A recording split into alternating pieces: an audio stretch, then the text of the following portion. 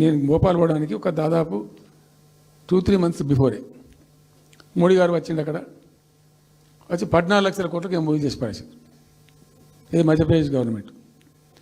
నేను మొన్న 14 లక్షల కోసం చేసిన కాదమ్మా, మీకు నాకు అర్థం కాదు, నీకేం రాలేదంటావు నువ్వు. ప్రధానమంత్రి మీకు సపోర్ట్ ఉండే, మీకు పార్టీ అయ్యి మీకు మంచిగా నీకు ఇంత లాభం ఉంది అంటే ఓ సో బోగసాయి సాబా ఆమె నేను అతను ప్రామిస్ చెప్తాను. నేను ఐ వాజ్ షాక్డ్. అది వచ్చేదా పోయేస్తానంత వాటిగా గ్యాసు అంటే ఈ గ్యాసులు ఎవరిని మోసం చేయడానికి ఇంత వంచిస్తారా ప్రజలను?